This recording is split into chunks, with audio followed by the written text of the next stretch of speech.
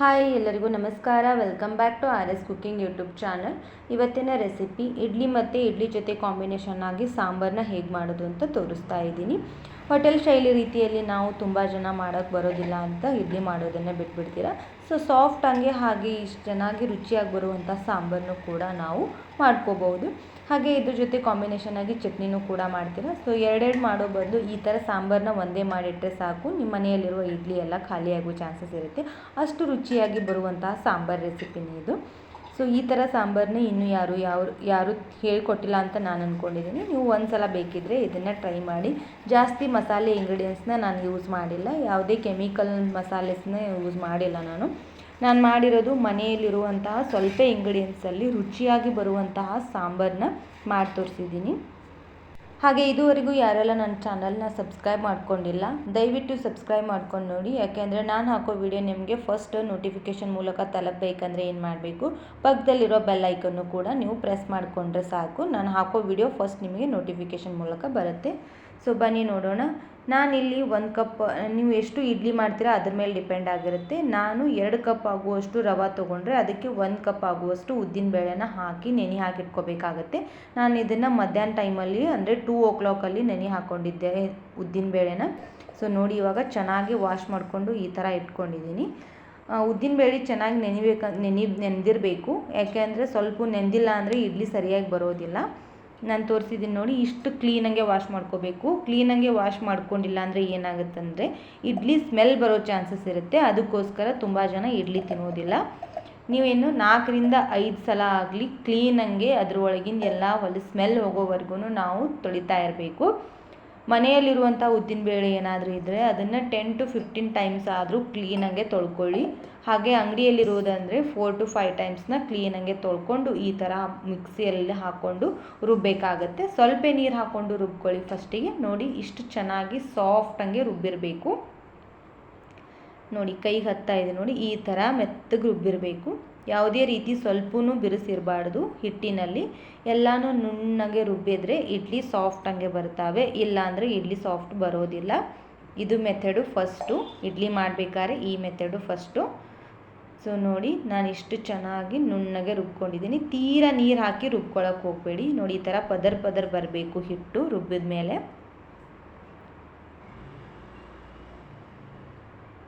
ನೀವು ತರಿಯಾಗಿ ರುಬ್ಬಿದರೆ ಇಡ್ಲಿನೂ ಕೂಡ ಅಷ್ಟೇ ಕರೆಕ್ಟಾಗೆ ಬರೋದಿಲ್ಲ.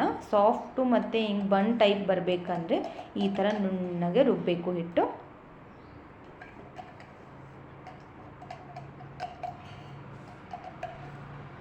ಅಳತೆನ ಕರೆಕ್ಟಾಗಿ ಹಾಕ್ಕೊಳ್ಳಿ. ಯಾಕೆಂದರೆ ಇಡ್ಲಿಗೆ ಉದ್ದಿನಬೇಳೆ ಕಡಿಮೆ ಹಾಕಿದರೆ ಕರೆಕ್ಟಾಗೆ ಬರೋದಿಲ್ಲ. 2 ಕಪ್ ರವೆ ತೊಗೋತಿದ್ರೆ ಅದಕ್ಕೆ ಅದೇ ಕಪ್ಪಿಲೇ 1 ಕಪ್ ಆಗುವಷ್ಟು ಉದ್ದಿನಬೇಳೆ ತೊಗೋಬೇಕು. ನಾನಿಲ್ಲಿ 1 ಕಪ್ ಆಗುವಷ್ಟು ಉದ್ದಿನಬೇಳೆ ತೊಗೊಂಡು ಅದಕ್ಕೆ ನೋಡಿ 2 ಕಪ್ ಆಗುವಷ್ಟು ರವಾನ ಹಾಕೋತಾ ಇದ್ದೀನಿ.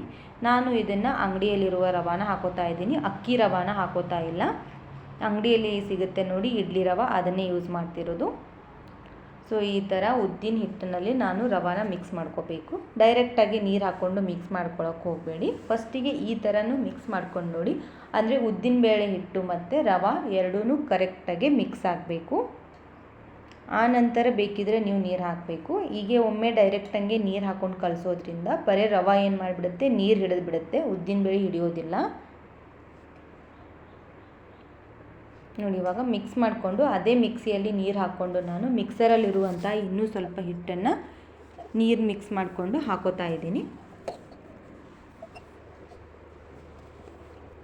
ಒಂಚೂರೂ ಗಂಟು ಇರದೆ ಹಾಗೆ ನೋಡಿಕೊಂಡು ಮಿಕ್ಸ್ ಮಾಡ್ಕೋಬೇಕಾಗುತ್ತೆ.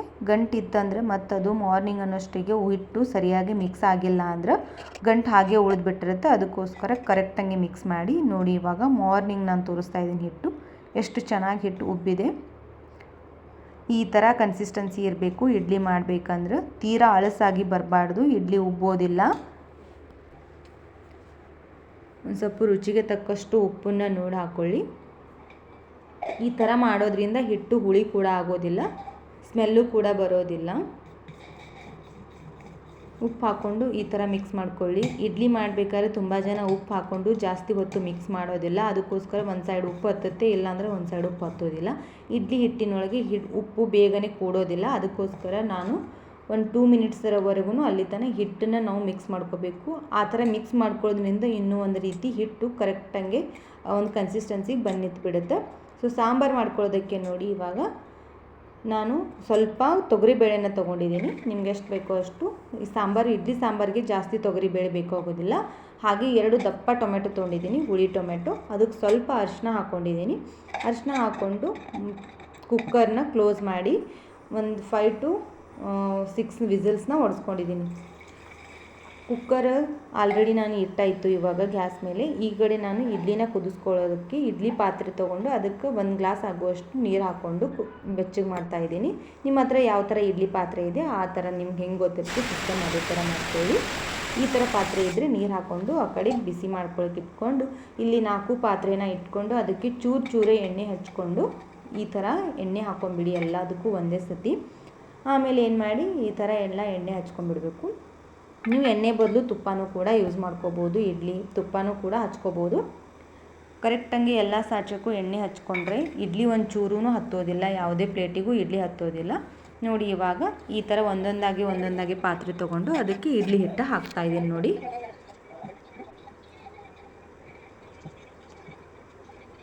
ಎಲ್ಲ ಸಾಚೆಗೂ ಇದೇ ಥರ ಹಾಕ್ಕೊಂಡ್ಬಿಡಿ. ನೀವು ಒಂಚೂರು ದಪ್ಪ ಬೇಕಂದರೆ ಸ್ವಲ್ಪ ಜಾಸ್ತಿ ಹಾಕ್ಕೊಳ್ಳಿ ಒಂದು ಸಾಚೆಯಲ್ಲಿ. ಕುದ್ದಿರೋ ನೀರು ಸ್ವಲ್ಪ ಬೆಚ್ಚಗಾದ್ಮೇಲೆ ಅದನ್ನು ಸಪ್ರೇಟಾಗಿ ತೊಗೊಂಡು ಇವಾಗ ಒಂದೊಂದಾಗಿ ಹಾಕ್ಕೊಂಡು ಅದ್ರ ಮೇಲೆ ಇನ್ನೂ ಸ್ವಲ್ಪ ಹಾಕ್ಕೊಂಡು ಇಡ್ತಾ ಇದ್ದೀನಿ ನಾನು.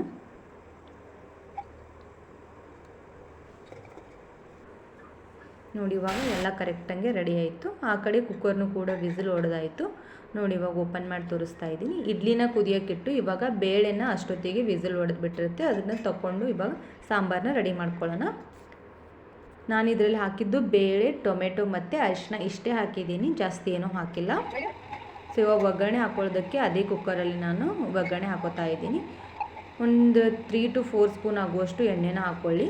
ಸಾಸಿವೆ ಚಟಪಟ ಅನ್ನಬೇಕು. ಸಾಸಿವೆ ಹಾಕೋದಾದಮೇಲೆ ಜೀರಿಗೆನ ಅದನ್ನು ಕೂಡ ಕಲರ್ ಚೇಂಜ್ ಆದಮೇಲೆ ಬೆಳ್ಳುಳ್ಳಿನ ಹಾಕ್ಕೊಂಡು ಸ್ವಲ್ಪ ಕಲರ್ ಚೇಂಜ್ ಆಗೋ ತನಕ ನಾವು ಏನಾದರೂ ಬಿಟ್ಟರೆ ಸಾರು ಪರ್ಫೆಕ್ಟಾಗಿ ರುಚಿಯಂಗೆ ಬರುತ್ತೆ. ಬೆಳ್ಳುಳ್ಳಿ ಸ್ಮೆಲ್ಲೆಲ್ಲ ಏನು ಮಾಡಬೇಕು, ಹಸಿ ಸ್ಮೆಲ್ ಹೋಗಿ ಸ್ವಲ್ಪ ಬರುತ್ತೆ ನೋಡಿ, ಗಮ್ ಅನ್ನೋ ಸ್ಮೆಲ್ ಬರಬೇಕು. ಅಲ್ಲಿವರೆಗೂ ನಾವು ಬೆಳ್ಳುಳ್ಳಿನ ಫ್ರೈ ಮಾಡ್ಕೋಬೇಕಾಗುತ್ತೆ. ನಂತರ ಕರಿಬೇವಿನ ಸೊಪ್ಪು ಹಾಕ್ಕೊಂಡು ಅದನ್ನು ಕೂಡ ಫ್ರೈ ಮಾಡಿಕೊಂಡು ನಮ್ಮ ಸೈಡು ಉತ್ತರ ಕರ್ನಾಟಕ ಸೈಡಲ್ಲಿ ಸಿಗುವಂತಹ ಮಸಾಲೆ ಖಾರನ ಯೂಸ್ ಮಾಡ್ತಾ ಇದ್ದೀನಿ. ನಿಮ್ಮ ಹತ್ರ ಮಸಾಲೆ ಖಾರ ಇಲ್ಲ ಅಂದರೆ ಕೆಂಪು ಖಾರ ಯೂಸ್ ಮಾಡಿಕೊಂಡು ಅದಕ್ಕೆ ಧನಿಯಾ ಪೌಡರು ಮತ್ತು ಎಕ್ಸ್ಟ್ರಾ ಜೀರಾ ಪೌಡರ್ನ ಹಾಕಿದರೆ ಸಾಕು, ಕರೆಕ್ಟಂಗೆ ಬರುತ್ತೆ. ಇವಾಗ ಬೇಳೆನ ಇತ್ತು ನೋಡಿ ಮಿಕ್ಸ್ ಮಾಡೋದು, ನಾವು ರೆಡಿ ಮಾಡಿರೋ ಬೇಳೆನ ಡೈರೆಕ್ಟಾಗಿ ಹಾಕ್ಕೊಂಡಿದ್ದೀನಿ.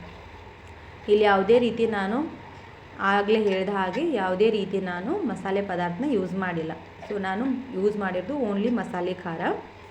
ಇವಾಗ ರುಚಿಗೆ ತಕ್ಕಷ್ಟು ಉಪ್ಪು ಹಾಕ್ಕೊಂಡು ಕುದಿಸ್ಕೋಬೇಕು. ಸೊ ಬೇಳೆ ಸಾರು ಏನಾಗಬೇಕು ಅಂದರೆ ಇಡ್ಲಿ ಜೊತೆಗೆ ತಿಳಿಯಾಗಿ ಬರಬೇಕು, ಗಟ್ಟಿಯಾಗಿ ಇರಬಾರ್ದು. ಮೇಲ್ಗಡೆ ಸ್ವಲ್ಪ ಕೊತ್ತಂಬರಿ ಇದ್ದರೆ ಇದನ್ನು ಯೂಸ್ ಮಾಡಿಕೊಂಡು ಮೇಲ್ಗಡೆ ಕೊತ್ತಂಬರಿ ಸೊಪ್ಪನ್ನು ಹಾಕ್ಕೊಳ್ಳಿ. ಇವಾಗ ಇದು ಸಾರು ಮೇನ್ ಏನು ಮಾಡಬೇಕು, ಸ್ವಲ್ಪ ತಿಳಿಯಾಗಿ ರುಚಿಯಾಗಿ ಬರಬೇಕಂದ್ರೆ ನೀರನ್ನು ಸ್ವಲ್ಪ ಜಾಸ್ತಿ ಹಾಕ್ಕೊಂಡು ಒಂದು 5 ಮಿನಿಟ್ಸ್ ಲೋ ಫ್ಲೇಮಲ್ಲಿ ಇಟ್ಕೊಂಡು ಕುದಿಸ್ಕೋಬೇಕು. ಆ ಕಡೆ ಸಾರು ಕುದಿಯೋವರೆಗೂ ಈ ಕಡೆ ಇಡ್ಲಿ ಆಲ್ರೆಡಿ ನಾನು ಸಾರು ಮಾಡೋವರೆಗೂ ಇಡ್ಲಿ ಆಲ್ರೆಡಿ ರೆಡಿ ಆಗಿದೆ. ಇವಾಗ ತೋರಿಸ್ತೀನಿ ನೋಡಿ ಎಷ್ಟು ಚೆನ್ನಾಗಿ ಬಂದಿದೆ ಇಡ್ಲಿ. ಆ ಕಡೆ ಸಾರು ಇನ್ನೂ 5 ಮಿನಿಟ್ಸ್ ಕುದಿಸ್ಕೊಂಡ್ಬಿಡಿ. ಈಗ ನೋಡಿ ಇಡ್ಲಿನ ನಾನು ತೆಗಿತಾ ಇದ್ದೀನಿ. ಈ ಥರ ನೀವು ಒಂದು ಏನಾದರೂ ಶಾರ್ಪ್ ಇರೋವಂಥ ತೊಗೊಂಡು ಹೀಗೆ ತೆಗಿಬೋದು. ಬಿಸಿ ಇರೋದ್ರಲ್ಲಿ ತೆಗೆದ್ರೆ ಈ ಥರ ಆಗುತ್ತೆ. ಅರ್ಜೆಂಟ್ ಇದ್ದರೆ ಒಂದು 2 ಮಿನಿಟ್ಸು ಆರಕ್ಕೆ ಬಿಟ್ಟರೆ ಸಾಕು. ಕೈಯಲ್ಲಿನೂ ಕೂಡ ನಾವು ತೆಗಿಬೋದು. ಸೊ ನಾನು ಇವಾಗ 2 ಮಿನಿಟ್ಸ್ ಬಿಡಿಸಿ ತೋರಿಸ್ತಾ ಇದ್ದೀನಿ ನೋಡಿ. ಕೈಯಲ್ಲಿನೇ ತೆಗಿತಾ ಇದ್ದೀನಿ ನಾನು, ಯಾವುದೇ ರೀತಿ ಏನು ಯೂಸ್ ಮಾಡಲಾರೇ ತೆಗಿತಾ ಇದ್ದೀನಿ. ಒಂದು ಚೂರೂ ಪಾತ್ರೆಗೆ ಹೊತ್ಕೊಂಡಿಲ್ಲ, ಉಳಿದಿಲ್ಲ ನೋಡಿ. ಸೊ ಇನ್ನೊಂದು ಪಾತ್ರೆ ತೆಗೆದು ತೋರಿಸ್ತೀನಿ ನೋಡಿ. ಕೈಲೇ ಡೈರೆಕ್ಟಾಗಿ ಜಸ್ಟ್ ಹಿಂಗೆ ಪ್ರೆಸ್ ಮಾಡಿ ತೆಗೆದ್ರೆ ಸಾಕು, ಒಂದು ಚೂರೂ ಕೈಗೂ ಹತ್ತೋದಿಲ್ಲ, ಹಾಗೆ ಅದು ಪಾತ್ರೆಗೂ ಉಳಿದಿರೋದಿಲ್ಲ ನೋಡಿ. ಅಷ್ಟು ಸಾಫ್ಟಂಗೆ ಬಂದಿರುತ್ತೆ ಇಡ್ಲಿ.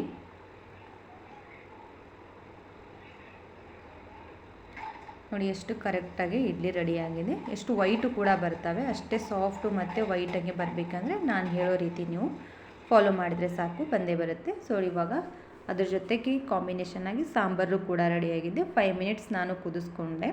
ಹಾಗೆ ನನ್ನ ವಿಡಿಯೋ ಏನಾದರೂ ಯೂಸ್ಫುಲ್ ಅಂತ ಅನಿಸಿದರೆ ಒಂದು ಲೈಕ್ ಕೊಡಿರಿ. ಹಾಗೆ ನಮ್ಮ ಚಾನಲ್ನ ಕೂಡ ನೀವು ಫಸ್ಟ್ ಟೈಮ್ ನೋಡ್ತಾ ಇದ್ದರೆ ದಯವಿಟ್ಟು ಸಬ್ಸ್ಕ್ರೈಬ್ ಮಾಡ್ಕೊಂಡು ನೋಡಿ. ಪಕ್ಕದಲ್ಲಿರೋ ಬೆಲ್ ಐಕನ್ನು ಕೂಡ ಪ್ರೆಸ್ ಮಾಡ್ಕೊಳ್ಳಿ. ಇದೇ ಥರ ನಾನು ಹೊಸ ರೆಸಿಪಿಗಳಿಗಾಗಿ ವಿಡಿಯೋ ಹಾಕ್ತಾ ಇರ್ತೀನಿ. ಸೊ ನಿಮಗೆ ನೋಟಿಫಿಕೇಷನ್ ಮೂಲಕ ಫಸ್ಟ್ ಬಂದು ತಲುಪುತ್ತೆ ನೋಡಿ. ಸಾಫ್ಟಂಗೆ ಹೇಗೆ ಬಂದಿದೆ ಅಂತ ಇಡ್ಲಿ ನಾನಿವಾಗ ತೋರಿಸ್ತಾ ಇದ್ದೀನಿ ನೋಡಿ. ಫಳ್ಳಗೆ ಸಾಫ್ಟ್ ಬರಬೇಕಂದ್ರೆ ಈ ಥರ ಮಾಡಬೇಕಾಗತ್ತೆ. ಸಾಂಬಾರು ಜೊತೆ ಸೂಪರ್ ಕಾಂಬಿನೇಷನ್. ಚಟ್ನಿ ಅಂತೂ ಮಾಡೋದೇ ಹತ್ತೋದಿಲ್ಲ ಈ ಥರ ಸಾಂಬಾರು ಮಾಡಿದರೆ.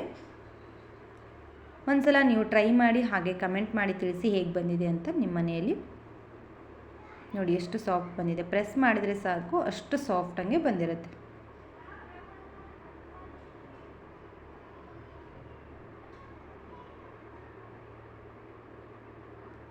ಹಾಗೆ ನಿಮಗೆ ಹೆಚ್ಚಿನ ರೀತಿ ವಿಡಿಯೋಗಳು ಬೇಕಂದರೆ ನನ್ನ ಚಾನಲ್ ನೀವು ಸಬ್ಸ್ಕ್ರೈಬ್ ಮಾಡಿಕೊಂಡ್ರೆ ಗೊತ್ತಾಗುತ್ತೆ. ನಾನು ಇನ್ಸ್ಟಂಟ್ ಆಗಿರುವಂಥ ಹಪ್ಪಳ ರೆಸಿಪಿ ಮತ್ತು ಬೇರೆ ಬೇರೆ ವೆರೈಟಿ ಆಫ್ ಕುರ್ಕುರೆ ರೆಸಿಪಿನ ತೋರಿಸಿದ್ದೀನಿ. ಇದೇ ಥರ ಸಪೋರ್ಟ್ ಮಾಡ್ತಾಯಿರಿ.